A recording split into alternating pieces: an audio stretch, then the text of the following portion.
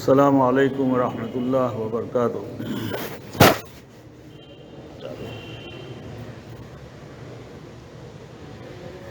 بسم اللہ الرحمن الرحیم۔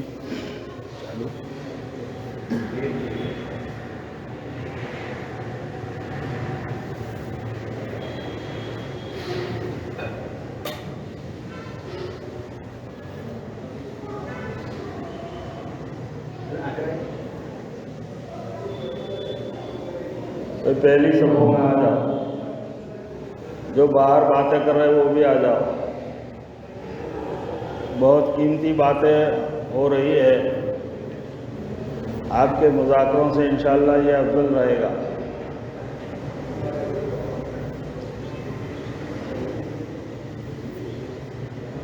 عزیز ساتھیو، اللہ تبارک تعالیٰ نے ہم اور آپ کو انسان بنایا، اور انسان اشرف المخلوق ہے، یعنی تمام مخلوقات میں اشرف ہے۔ دوسری جتنی مخلوقات ہے وہ انسان کا مقابلہ نہیں کر سکتی، یہ اعلیٰ ہے، اشرف ہے، بزرگ ہے، اس کے اندر صفات بہت ہیں انسان میں، اور اللہ نے انسان کو مردوں میں بھی پیدا کیا، عورتوں میں بھی پیدا کیا، مرد اور عورت دونوں انسان ہیں، اور انسان کی تخلیق ایک خاص رشتے سے، ایک خاص بندھن سے ہوتی ہے، جس کو اسلامی شریعت نے نکاح کہا ہے۔ نکاح کے بغیر جو اولادیں پیدا ہوتی ہیں وہ حرامی ہوتی ہے، اور اس سے سب کو گھن آتی ہے۔ بعض مرتبہ تو ایسا ہوتا ہے کہ حرامی اولاد جب پیٹ میں پنپتی ہے تو لڑکیاں اس کو کسی کوڑا دان میں پھینک کر بھی آتی ہے، اور ایک دم خفیہ رکھتی ہے، یہ شرم آتی ہے اس کو کہ میں انسان ہوں، اتنی اشرف مخلوق ہوں، اس کے باوجود میں نے اتنا بڑا گناہ کیا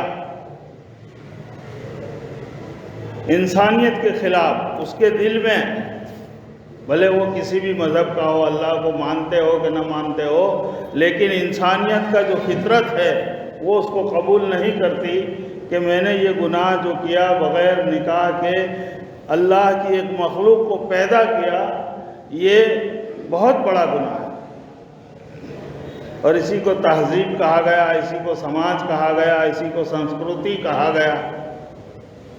ہمارے ہندوستان میں پچھلے 1000-2000 سال سے یہ تہذیب عمل میں ہے،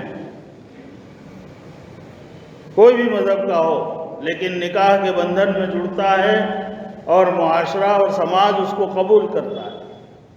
ہر ایک کے طریقے الگ ہیں۔ ہمارے یہاں طریقہ یہ ہے ایجاب و قبول اور مہر کی ادائیگی، یہ ضروری ہے، اور 2 گواہ کا ہونا، اور پھر خطبے کا پڑھنا مولوی صاحب کا، اور ان کو ایجاب اور قبول کروانا، لڑکا اور لڑکی کو، دولہا اور دلہن کو، یہ ہمارا نکاح کا طریقہ ہے، یہ ضروری ہے۔ لیکن ہوتا کیا ہے، جو مہر جو فرض ہے، عورت کا حق ہے، نہ اس کے ماں باپ کا اس میں حق ہے، نہ اس کے بھائی کا حق ہے، نہ بہن کا حق ہے، اس مہر کو طے کرنے میں ہم بھول جاتے ہیں۔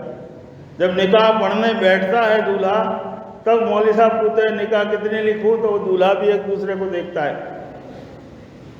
اپنے سسرال والوں کو دیکھتا ہے کہ تمہاری لڑکی کا کتنی مہر۔ حالانکہ شریعت میں سب کی مہریں طے ہیں، جس کو کفو کہا جاتا ہے کہ اس برابر کی لڑکیوں کا مہر کتنا ہونا چاہیے، اور کتنے ایسے مالدار ہیں اپنا فخر دکھانے کے لیے اور اپنا عجب دکھانے کے لیے 10 تولہ سونا مہر، 1 کلو سونا مہر، 11 لاکھ روپے مہر، پھر کہاں دینی ہے؟ معافی تو کرانا، ایک مرتبہ قبضے میں تو آنے دو عورت کو، نہیں وہ عورت کا حق ہے اور آپ کو دینا فرض ہے۔ اور مسئلے پوچھنے والے بھی ایسے مسئلے پوچھتے ہیں مفتیان کرام کو عورت مر گئی، میاں زندہ ہے اور ابھی تک مہر نہیں دی، تو کیا وہ اس کی میت کے سامنے کھڑے ہو کر کہتے مہر معاف کر دے؟ اب وہ تو مر گئی، اس کا سانس نہیں چلتا، وہ انسان نہیں ہے، وہ ناش ہے، وہ کیسے تجھے معاف کرے گی؟ مول صاحب آنو شو کروانا، میں نے مہر نہیں دی تو ابھی تک کیا کیا تھا؟ پہلی رات سے لے کے آج تک مر گئی، وہاں تک کیا کیا تم نے؟ اب بھگت، قیامت کے دن اس کا حساب کتاب ہونے والا ہے، وہ تجھ سے مطالبہ کرے گی کہ اس نے بہت محبت سے مجھ کو چھیترا کہتے ہیں پھنسایا، دنیا میں تو میں اس کے ساتھ رہی، میں نے اپنے آپ کو قربان بھی کر دیا، لیکن اس نے اس کا حق مجھے نہیں دیا، میرا جو حق تھا مجھے نہیں دیا۔ حقوق اور فرائض پر دنیا قائم ہے، اور اسی سے یہ نکاح کے بعد جو اولاد پیدا ہوتی ہے اور انسان سماج میں آتا ہے، وہ بچہ بھی سمجھتا ہے کہ میرے دادا ہے، یہ میرے نانا ہے، یہ میرے ماموں ہے، یہ میرے چچا ہے، مجھے چچا کے گھر رہنا ہے، مجھے دادا کے گھر رہنا ہے، چاہے عورتیں لاکھ کوشش کرے، نانا ماما پلا تو نہیں پڑا، ماما۔ یہ معاشرے میں بگاڑ قائم کیسے ہوتا ہے؟ ہمارے جو مذاکرے ہوتے ہیں روزانہ کے، بات چیت جو ہوتی ہے گھروں میں، باہر، سماج میں، اس میں میں خاص کہتا ہوں، بہت مطالعہ کیا ہے میں نے، عورت کو گھٹیا سمجھتے ہیں۔ آپ صلی اللہ علیہ وسلم کے زمانے میں بھی کیا تھا؟ عورت کو اتنا گھٹیا کہ اس کو پیدا ہوتے ہی زندہ درگور کر دیتے، یا تھوڑا بہت پال کے 2-3 سال کے بعد اس کو گڈھا کھود کر زندہ دفنا دیتے۔ یہ معاشرہ آپ صلی اللہ علیہ وسلم کی بعثت سے پہلے کا، اور آج تو اس سے بھی خراب معاشرہ ہے، ہم سب جانتے ہیں اس کو۔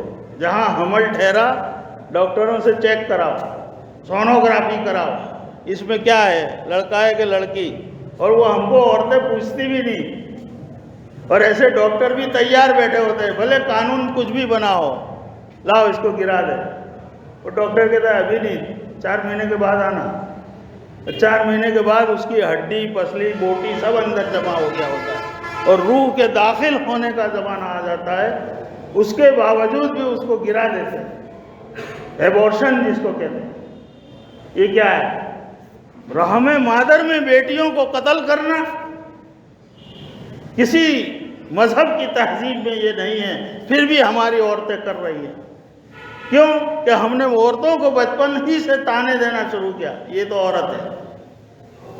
دوسری بات بتاؤں معاشرے کی بگاڑ کی، کیا عجیب معاملہ ہے، وہ مرد، وہ نکاح پڑھنے والا ہیجڑا ہے جو اپنے ماں باپ کو یوں کہے کہ میں نکاح تب تک نہیں پڑھوں گا کہ میرے جہیز میں 3 لاکھ کا سامان نہ آوے یا 10 لاکھ کا سامان نہ آوے۔ میرے پاس ایسے واقعات ہیں، ایک میرا دوست بہت قریبی، اس کی بچی 30 سال کی ہو گئی، اس کا نکاح نہیں ہوا۔ مجھے اس نے کہا کہ مجھے یہ غم ہے کہ اس کا کوئی مانگا نہیں آتا، کوئی دعوت دینے نہیں آتا نکاح، اس میں کوئی قصور نہیں ہے، میرے گھر میں پڑھی ہے، پردے سے ہے، تعلیم یافتہ ہے، سب کچھ۔ تو میں کہا ہوا کیا تھا یوں کہ دیکھیں جب یہ 22 سال کی تھی تو ایک مانگا آیا تھا، سب کچھ طے ہو گیا، نکاح، شادی، رخصتی سب طے ہو گیا، لیکن شادی کے 2 دن پہلے اس کے باپ نے کہا کہ 3 لاکھ چاہیے۔ کیا ہمارے بچے، ہمارے لڑکے، ہمارے نوجوان اتنے کمزور ہیں کہ ہم نان نفقہ عورتوں کو نہیں دے سکتے، کما نہیں سکتے، ان کو کھلا نہیں سکتے؟ عورتیں تو کمزور ہیں، آپ خود کہتے ہیں ناقصات العقل ہے، اس کی عقل ایڑی کے نیچے ہے، اور وہ بہت کمزور ہے، ڈھابی پسلی سے پیدا ہوئی۔ یہ سب تانے عورتوں کو دیتے ہیں ہم۔